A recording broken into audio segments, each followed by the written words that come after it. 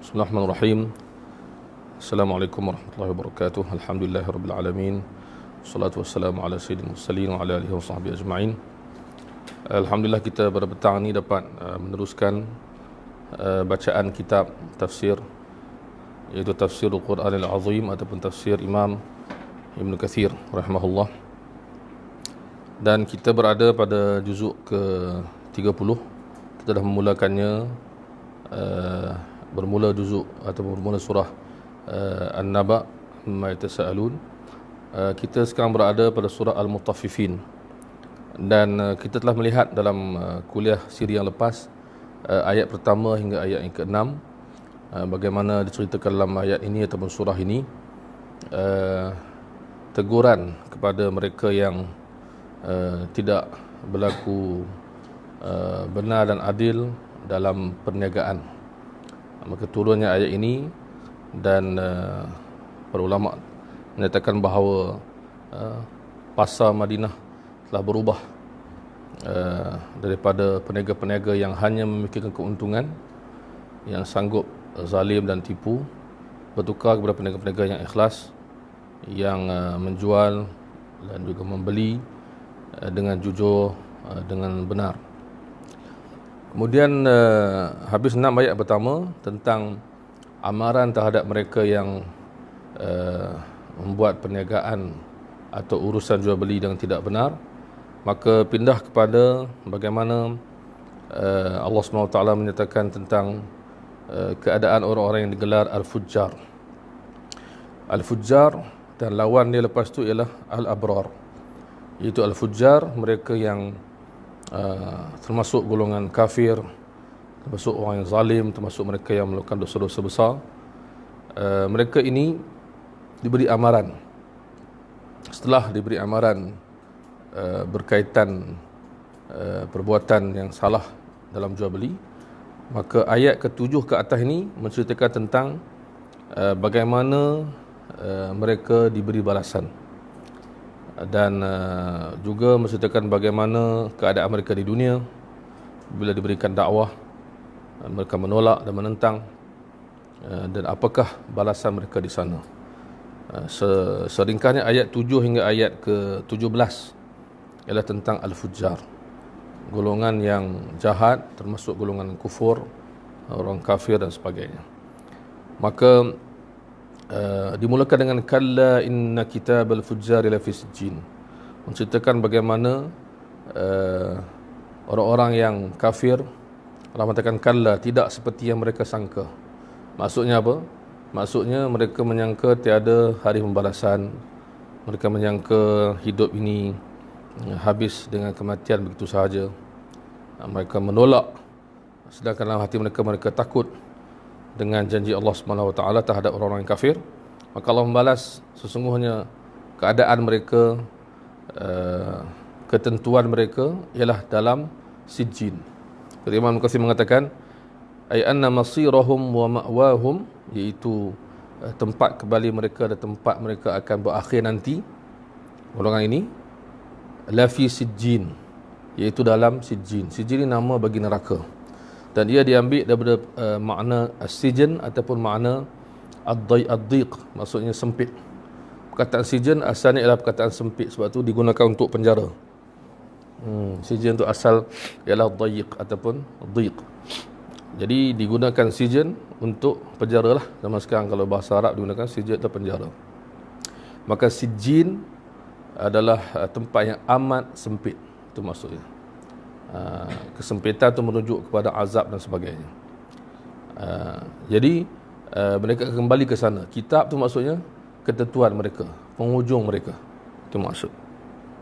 Kemudian wa ma adraka ma sijjin, siapakah yang dapat memberitahu kamu apa itu sijjin. Ini ayat yang Allah SWT gunakan menyebut wa ma adraka ma tu banyak berulang dalam banyak ayat dan surah, menunjukkan betapa besarnya satu benda tu, maka akan diceritakan oleh Allah selepas itu. Itu wa ma adraka, kan? Seperti kita baca inna anzalnahu fi lailatul qadr wa ma adraka ma lailatul qadr. Maka lepas tu Allah cerita. Sebab tu Allah tanya kan, siapakah dapat beritahu kamu apa itu malam Al-Qadr? Maka Allah jawab lepas tu, Lailatul Qadri khairum min alfi syahr. Maka kata ulama tafsir, bahkan ramai ulama mengatakan kaedah dia dalam Quran ni ada dua. Satu, wama adraka. Satu lagi, wama yudrik. Satu dalam bentuk fi'il madhi, past tense. Satu bentuk fi'il mudhari', present tense. Wama adraka dengan wama yudrik. So kata ulama, kalau kita jumpa ayat wama adraka, maka jawapannya datang selepas itu, selepas ayat tu. Maka Allah nak bagi tahu dengan Allah bertanya dan memberi jawapan. Ini adalah untuk menyatakan betapa besarnya benda yang nak diberitahu. Itu cara dalam bahasa Arab. Tapi kalau wama yudrik itu maksudnya kita tidak tahu, hanya Allah yang tahu. Itu maksudnya. Dia jumpa dalam Quran, wa ma adraka, lepas tu Allah beritahu. Itu kaedah yang ulama Quran dah kajilah. Ya. Di sini Allah sebut inna kitabal fujjar lafi sijjin wa ma adraka ma sijjin. Maka jawapan lepas tu, apakah cerita di sebalik sebab musabab, penyebab cerita di sebalik mereka dimasuk neraka. Itu cerita dia. Maka Allah menjawab. Maka kata Imam Ibn Katsir, ai huwa amrun azimun, iaitu perkara ini perkara yang besar. Wa ma adraka masjid, maksudnya ini Allah nak beritahu benda besar. Wa sijnun muqim, dan neraka yang kekal. Wa azabun alim, dan azab yang pedih. So, lepas tu akan beritahu. Itu maksud dia.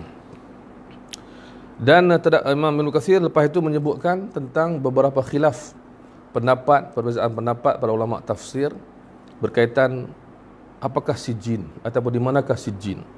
Ada pendapat yang mengatakan di tingkat bumi yang ketujuh. Maksudnya pendapat ulama tafsir. Ada yang mengatakan juga sijin ni ialah di neraka nanti, yang mana ia terbuka sedangkan neraka lain tertutup, ia terbuka. Dan Imam Ibn Katsir menyatakan yang pilihan dia setelah dimintakan beberapa pendapat, dia kata pilihan dia ialah ia adalah neraka yang diambil daripada perkataan sijin, iaitu perkataan dhiq, iaitu tempat yang sempit, menyeksa orang-orang, dan tempat yang dalam di neraka. Itu maksud dia. Tempat yang dalam di neraka. Maka dia berkata inilah tempat kembali orang-orang kafir di neraka nanti, ia dalam dan ia sempit. Jadi makna fujjar tadi lebih merujuk kepada ahli neraka yang daripada kalangan orang-orang kafir, yang mana kita akan lihat nanti lepas tu bagaimana Allah jelaskan apakah salah mereka sehingga mereka dihukum dengan neraka sijjin. Iaitu ayat yang berikut, kitabum marqum. Kitabum marqum ni maksudnya ialah apa?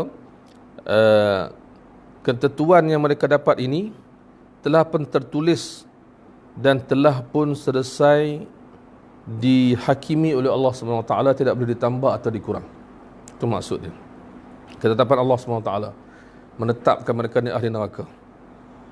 Maka Allah menyatakan lepas itu, wailun yawma idzil lil mukazzibin. Maka kecelakaanlah kepada orang-orang yang pada hari itu, pada hari kiamat, orang-orang yang mukazzibin. Sini merujuk kepada siapakah fujjar, iaitu mereka yang mendustakan, yang tidak mempercayai apa yang dibawa oleh Nabi SAW.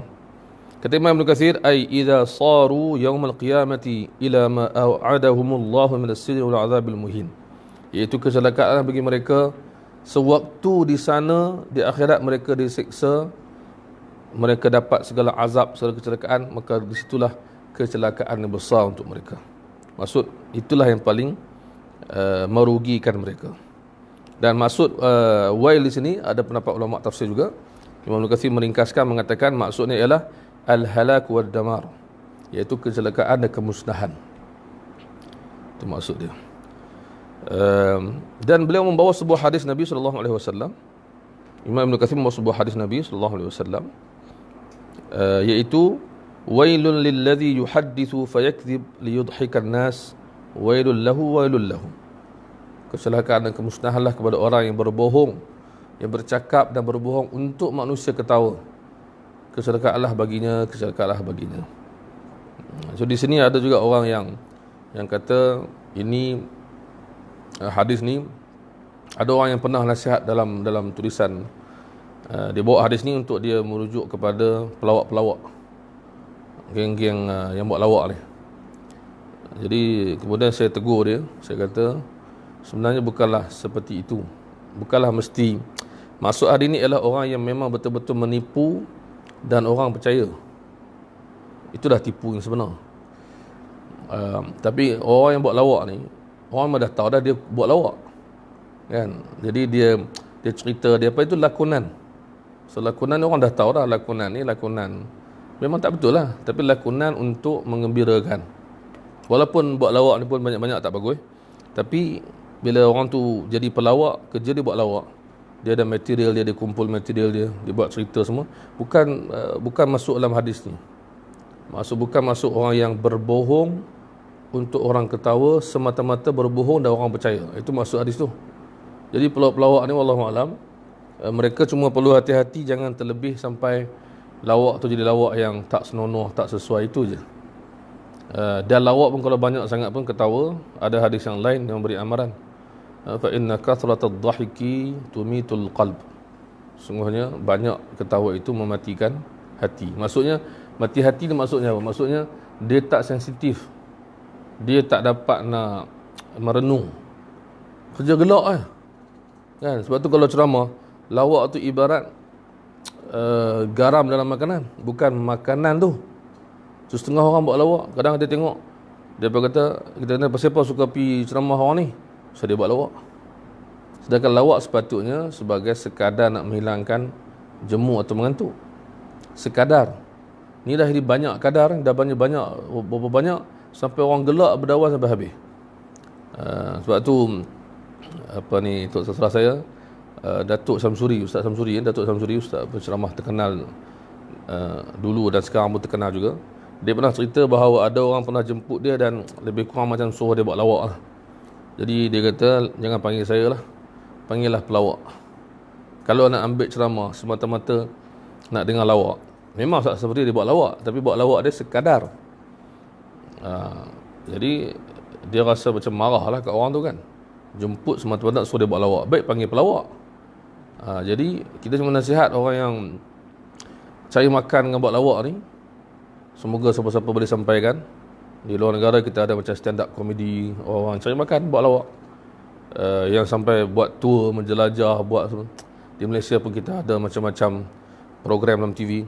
Sekadar pertama, elakkan berlawak-lawak yang melibatkan agama, itu satu.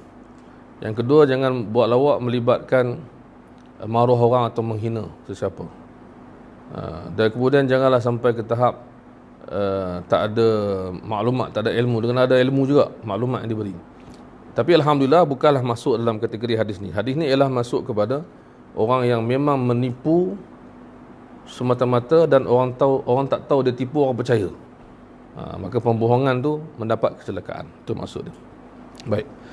Kemudian Allah SWT kata Ibnu Katsir menjelaskan kepada, memberi tahu tentang orang mukadzibin yang mendustakan dan fujar, kafarah ni. So Imam Ibnu Katsir kata apa? Mereka ini mukadzibin, mendustakan ajaran Islam. Mereka ini juga hujar, buat dosa jahat semua, dan kafarah, mereka ini kufur. Maka Allah sebut mereka ini apa salah mereka? Alladzina yukadzibuna biyaumiddin, iaitu kata Ibnu Katsir, la yusaddiquna biwuqu'ihi wa la ya'taqiduna kaunahu wa yastab'iduna amrahu 'anillahi ta'ala. Mereka mendustakannya, tidak percaya ia akan berlaku, tidak meyakini langsung wujudnya hari kiamat, dan merasa mustahil benda itu akan Allah jadikan. Jadi mereka ini memang satu salah yang paling besar, tidak mempercayai wujudnya hari pembalasan. Disebut Yaumiddin, kita juga dah sebut dalam surah Al-Fatihah ada Yaumiddin. Dalam surah yang lain Allah jelaskan hari agama tu, ad-din maksudnya hari pembalasan. Itu maksudnya. Jadi mereka tidak percaya. Kemudian Allah jelaskan lagi, wa ma yukadzibu bihi illa kullu mu'tadin athim. Dan orang yang mereka ni sifat mereka antaranya ialah mereka ni mu'tad dan athim. Apa dia kata Ibnu Katsir? Mu'tadin fi af'alihi, iaitu mereka melampaui batas dalam perbuatan mereka. Kemudian disebutnya contohnya ta'atul haram wal mujawarati fi tanawulil mubah. Mereka berlebihan dalam benda yang halal tapi juga mengambil benda yang haram, soal makan, minum dan sebagainya. Athim pula ialah wal athim fi aqwalihi, pada percakapan. Jadi di antara ciri golongan ini ialah mereka ada sifat mendustakan kebenaran, tidak mempercayai hari pembalasan. Mereka juga melampaui batas dalam perbuatan dan juga mereka berdosa dalam percakapan. Kata Imam Ibn Katsir, iaitu antaranya ialah in haddatha kadzaba, bila dia dia bercakap mesti dia bohong. Maka Imam Ibn Katsir mengaitkan dengan hadis munafik, kata sifat-sifat itu. Wa in wa'ada akhlafa wa in khasama fajara. Mereka jika berjanji tidak menepati, dan mereka bila bertekak, bertelagah, melampaui batas. Ini diambil daripada hadis dalam Sahih Bukhari dan Muslim, iaitu hadis Abu Hurairah dan juga hadis Abdullah bin Amr, tak salah saya, yang satu sebut 3 tanda munafik, satu sebut 4. Kesimpulan dia ialah bila dia bercakap dia bohong, bila berjanji tak ditepati, bila beri amanah khianat, bila bertekak, bertelagah, dia melampaui batas, dia bohong dan jahat. Apa maksud hadis tu? Sebagai ulama mengatakan maksud itu ialah munafik amali, bukan munafik akidah. Munafik akidah ni ialah mereka yang tidak beriman dengan Nabi tapi berlakon. Dan itu berada di zaman Nabi dan zaman-zaman lain. Maka dia kufur hati dia, dia menyamar dan berlakon sahaja. Jadi bila orang yang buat perbuatan tadi, yang Nabi kata tanda munafik, bukan maksud dia kufur, tapi dia munafik amali. Maksudnya dia buat perbuatan macam orang munafik. Macam kita kata, Nabi kata apa? Jangan jadi kufur selepas aku mati. Maksudnya jangan jadi macam orang kafir. Apa dia? Bunuh-bunuhan, perang sesama sendiri. Baik. Maka munafik tadi, pertama kita kata apa? Dia munafik amali. Yang kedua kata ulama, idza haddatsa kadzaba wa idza wa'ada akhlafa, ni maksudnya setiap kali dia bercakap pasti dia akan bohong. Setiap kali dia berjanji pasti dia akan niat untuk memungkiri janji. Itu maksudnya kekerapan dan kejahatan. Jadi kalaulah ada orang contohnya berjanji tapi disebabkan sebab tertentu dia tak dapat penuhi, bukanlah maksud terus jadi munafik. Bukan maksud terus kita hukum dia. Ataupun orang tu tersalah dan rasa bersalah dan jarang sangat buat salah, kemudian dia buat silap, jangan hukum dia. Sebab hadis tu menunjukkan kekerapan dan juga niat dalam hati orang-orang munafik. Itu maksud dia. So hati-hati kalau kita baca tanda munafik, jangan kita mudah memunafikkan orang lain, mudah mengatakan orang itu munafik dan sebagainya. Sifat munafik, ya. Perangai orang munafik, ya. Baik. Kemudian disebutkan lagi lepas tu sifat mereka, idza tutla alaihi ayatuna, bila dibacakan kepada orang-orang ini, orang yang menolak kiamat, orang yang kufur, orang yang masuk neraka ni, bila hidup di dunia bagaimana? Bila dibacakan kepada mereka ayat-ayat Allah, mereka akan mengatakan qala asatirul awwalin. Mereka mengatakan apa, kata Ibnu Katsir? Ai idza sami'a kalam Allah Ta'ala, iaitu bila mereka mendengar kalam Allah, minar rasul, daripada Rasulullah sallallahu alaihi wasallam, yakdzibu bih, mereka mengatakan bohong atau yukadzibu bih, wa yadhunnu bihi dhanna saw, dan mereka bersangka buruk, fayattaqidu annahu mufta'alun majmu'un min kutubil awail, maka mereka menuduh dan menyangka bahawa kata-kata wahyu Nabi ini sebenarnya hanyalah direka dan diambil daripada buku-buku terdahulu. Jadi mereka menolak dan menghina dan menafikan terus kesahihan wahyu Allah. Maka mereka katakan ini Muhammad ambil daripada buku-buku terdahulu, dia gabung-gabung, sambung-sambung cerita. Auzubillah. Kan? Jadi ini masalah, dan berulang banyak kali dalam Al-Quran, tuduhan bahawa Quran itu adalah asatirul awalin. Dah tak ada lagi cara untuk berdepan dengan Quran dengan hujah, mereka membawa tuduhan. So ini cara orang panggil apa? Hujah orang yang tak ada hujah. dia tak boleh berdepan, maka dia menafikan ataupun tak boleh berdepan, dan dia mengatakan ini semua mengarut semua, ini semua Muhammad ambil, sedangkan dia tak berdepan dengan hujah dalam isi kandungan Al-Quran tersebut. Baik. Kalla, Allah jawab, kalla, bukan begitu, tidak begitu.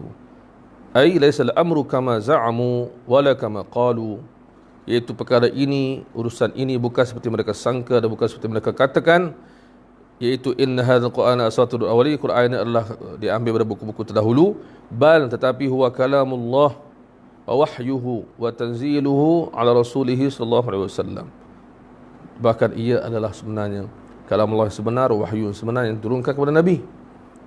Tapi kenapa mereka menolak? Maka Allah sambung, bal rana ala qulubihim, barrana ala qulubihim. Kita boleh saktah atau kita boleh sambung, kalla bal, dua harakat, rana ala qulubihim, atau bersambung barrana ala qulubihim, iaitu sebenarnya apa yang menyebabkan mereka tolak, yang sampai mereka tergamak cakap macam ni, kerana ada satu benda yang dipanggil rana ala qulubihim, rana ala qulubihim.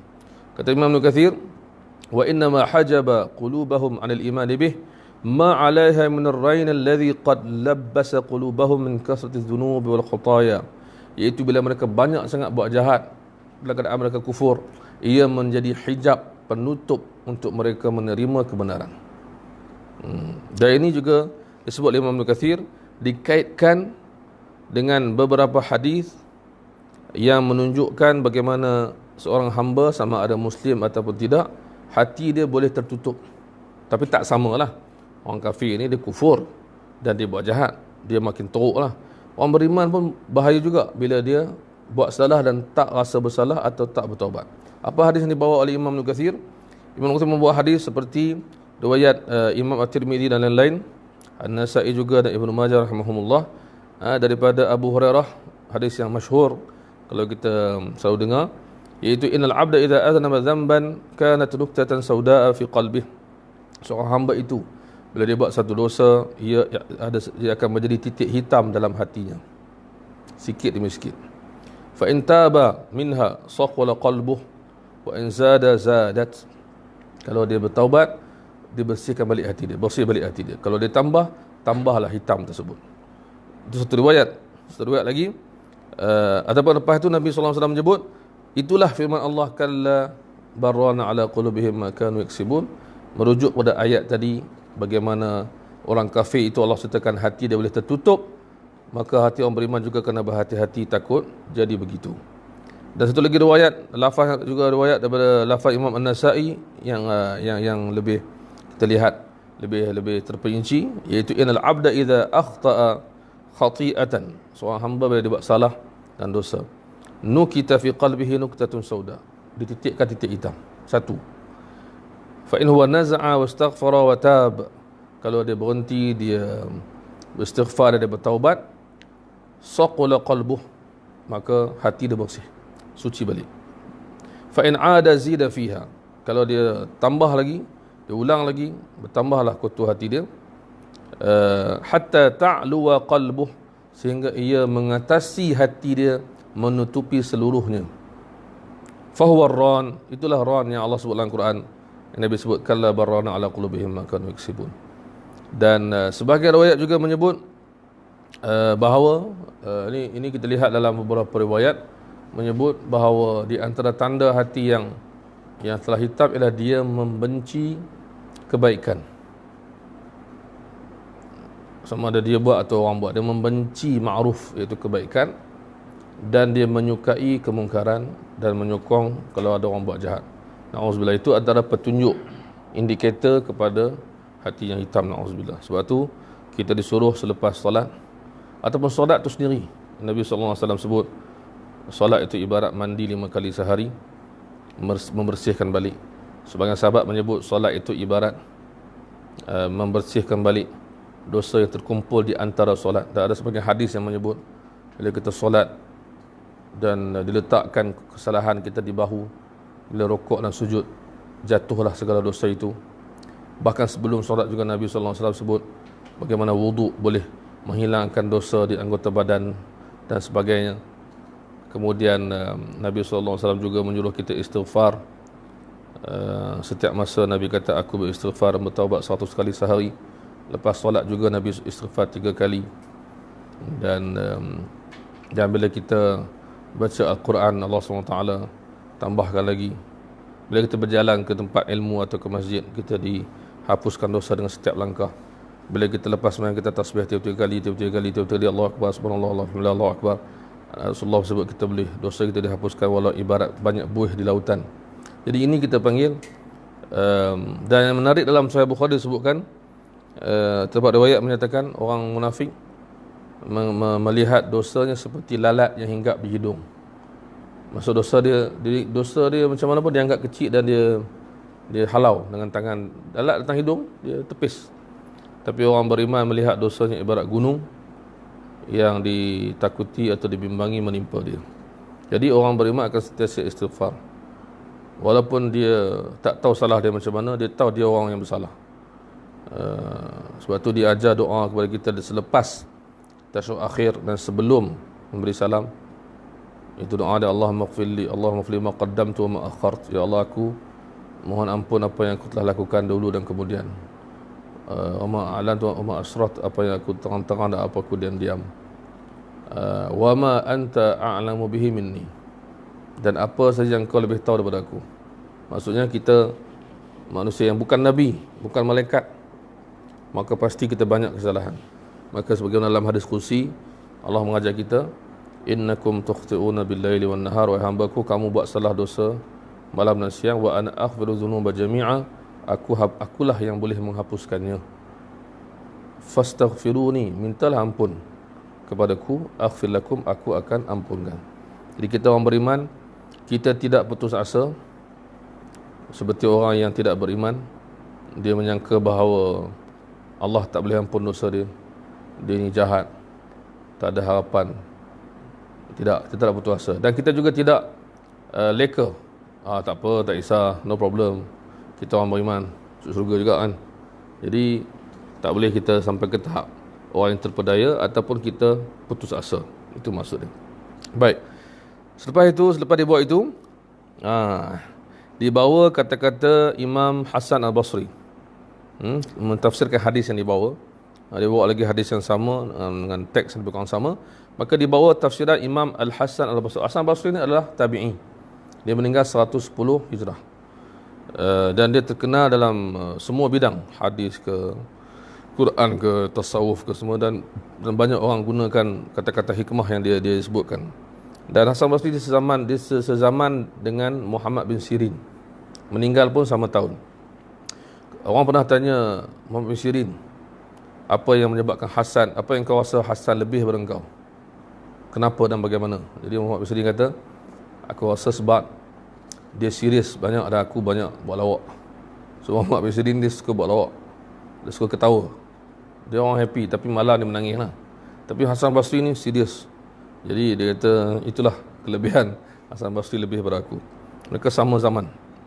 Hasan Basri kata, apa maksud kalla barrana ala qulubihim ma kanu yaksibun, telah menutupi hati mereka benda yang mereka kerjakan. Apa maksud dia? Kata Imam Hasan Basri, wa huwa dzanbu 'ala dzanb, iaitu dosa diikuti dosa hatta ya'mal qalb, sehingga buta hatinya, wa yamut fayamut, dan hatinya mati. Auzubillah. Maksudnya hati yang mati, dia tak ada apa peduli agama ke tak agama, dia tak kisah kan. Yang penting aku hidup, aku tak kisah kan. Itu masalah dia. Dan kata Imam Ibn Katsir, begitulah juga pendapat Imam Mujahid bin Jabr, Qatadah, Ibnu Zaid dan lain-lain. Maka sama, Mujahid juga adalah tabi'in. Dan kata-kata itu menyebabkan ayat lepas itu, kalla innahum ma'ar rabbihim yawma idzil mahjubun, ingatlah bahawa mereka ini di akhirat dapat satu hukuman yang besar, yang berat, yang maksudnya tidak dapat digambarkan, iaitu mereka di hari akhirat mereka ada tempat, mereka bukan hanya ada tempat neraka yang sempit, azab yang banyak semua, tapi mereka juga terhijab daripada melihat Allah Subhanahu Wa Taala. Jadi kata Imam Syafi'i, Imam Nuqasim menyebut sini, berkata Imam Syafi'i, Wa fi hadhihi al-ayati dalilun ala anna al-mu'minina yarawnahu 'azza wa jalla yawma idzin. Ayat ini, ayat yang mengatakan orang kafir ini mereka akan terlindung daripada melihat Allah. Inilah ayat yang menunjukkan orang beriman akan dapat melihat Allah Subhanahu wa taala. Ya. Jadi Imam Ibn Katsir memuji sangat indah bagaimana Imam Syafi'i mengeluarkan dalil daripada ayat ini. Imam Ibn Katsir memuji Imam Syafi'i. Kemudian Ibn Katsir mengatakan lagi, itulah yang sejelasnya sebagaimana dalam ayat Quran yang lain, wujuhun yawma idzin nadhirah ila rabbiha nadhirah, kita dapat melihat Allah Subhanahu wa taala. Begitu juga lah dia kata hadis-hadis yang sahih yang mutawatir menunjukkan orang beriman boleh melihat Allah Subhanahu wa taala.